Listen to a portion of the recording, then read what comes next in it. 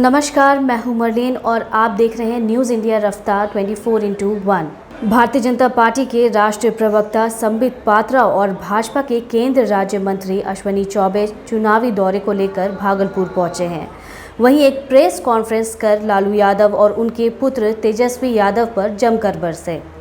इस दौरान संबित पात्रा ने कहा कि बिहार की भोली भाली जनता को 10 लाख नौकरी देने का झांसा देकर बेवकूफ़ बनाने की कोशिश की जा रही है।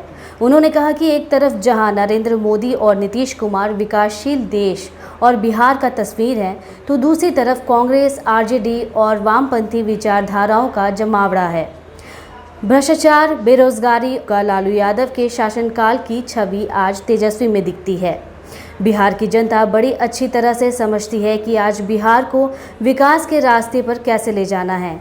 यह सर्वविदित है कि बिहार की भोली भाली जनता 10 वर्ष कांग्रेस को झेली है और 15 वर्ष राष्ट्रीय जनता दल की भ्रष्ट सरकार को। वैसे सरकार से बिहार के विकास की परिकल्पना कैसे की जा सकती है?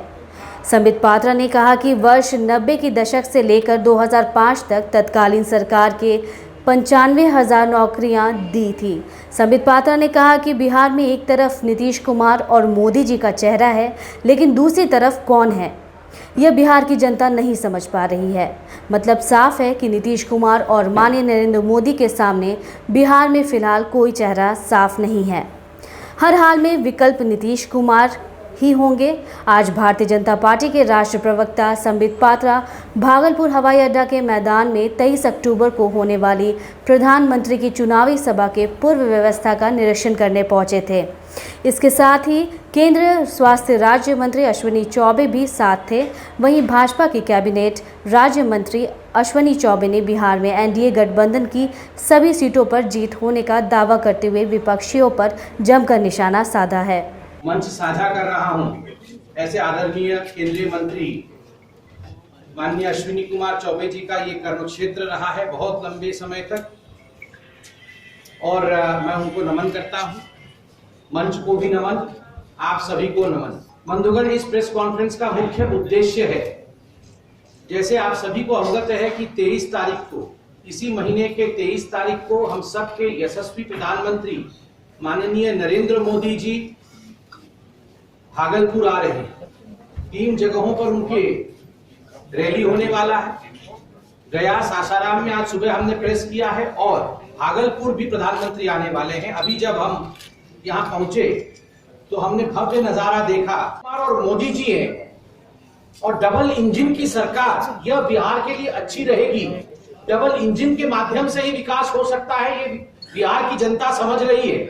और वहीं दूसरी तरफ वहां भी डबल इंजन है, और वो 2 इंजन है भ्रष्टाचार और अपरिपक्वता की। आप देखिए, जहां तक आरजेडी का सवाल है, वो अपरिपक्व नेतृत्व है और भ्रष्ट नेतृत्व है। और जहां तक कांग्रेस का सवाल है, मैं तो कहूंगा ये कैसी जोड़ी है, राहुल गांधी और तेजस्वी। आप बताइए, ये जोड़ी क्या बिहार को उसके पराकाष्ठा तक पहुंचा सकती है? आप सिर्फ इतना सोचिए कि एक तरफ मोदी जी और नीतीश जी हैं और दूसरी तरफ राहुल गांधी और तेजस्वी। किसकी जोड़ी में दम है? आप इसी का चिंतन करिए और उसी से ही चुनाव की जो नैया है वो आगे बढ़े। देख रहे हैं, ये मंच केवल प्रधानमंत्री के अभिभाषण का मंच नहीं, ये सुशासन का मंच है, ये विकास का मंच है।